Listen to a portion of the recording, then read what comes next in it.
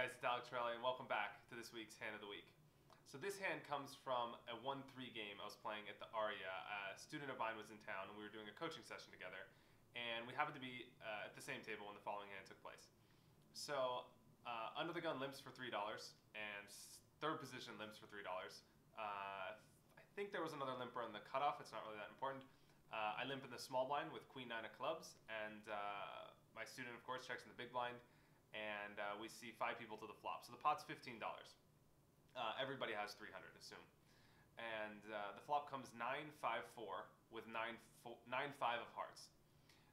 Check, check, and under the gun checks, and the second limper bets, let's say $10. I call, and the under the gun guy calls as well.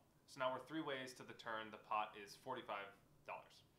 The turn comes with 3 of clubs, giving me a flush draw, as well as top pair. So now there's 2 flush draws, 9, 5, 4, 3.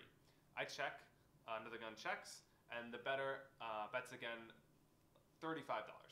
I call, and the under the gun guy immediately calls.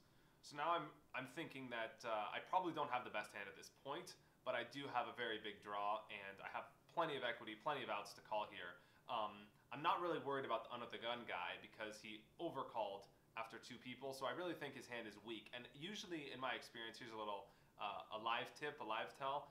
When people call immediately, especially when there's a multi-way pot, they usually have a very weak hand. They usually have a draw here. So I'm really leaning that he has a flush draw, especially because he called the flop and now the turn. So the river comes a 6. No, 7. 6. So 9, 5, 4, 3, 6. Okay? 9, 5, 4, 3, 6. Both flush draws miss. So of course a 7 makes a straight and a deuce makes a straight. Not a good card for me, obviously. I don't hit my flush. I basically am always in second place here, in my opinion. I check, and now the under the gun guy thinks for a while, and he goes out and bets 120. So this seems like a bad situation for me because, of course, I have another person in the hand and then me, and of course I don't have a straight. I don't beat anything except a bluff. But in fact, this is a really great situation for me because I'll tell you why. Because now the guy in between has to worry about me having a hand behind him. Of course, he has to worry about the guy who bet having a hand as well.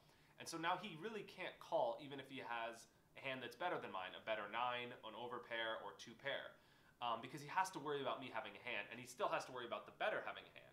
So he thinks and hems and haws for a while and folds what I know is probably the best hand. And I call, and my opponent was bluffing. So this is a great situation for me, and I'll tell you why I called here on the river.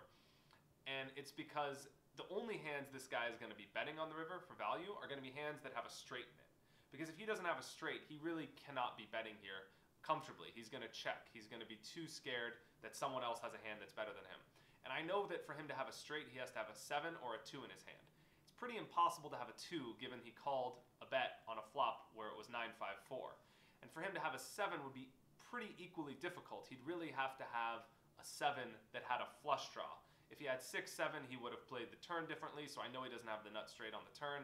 He really has to have a combination of a 7 with a heart draw. And of course, if he could have this hand, it means that he could also have all the other possibilities of heart draws that aren't a 7. So for this reason, I decided to call. My opponent reluctantly turned over King 4 of hearts, so he had a pair. Of course, it wasn't the best hand, and I scooped up a nice little pot. So that's the hand of the day. I hope you enjoyed, and subscribe for updates. I'll be putting these out all the time, so there's going to be a lot more of this coming, a lot more free training coming your way. And of course, leave a comment. Let me know what you think, what you would have done, and just more from you guys, more of what you would like to see. Thanks a lot. See you next time.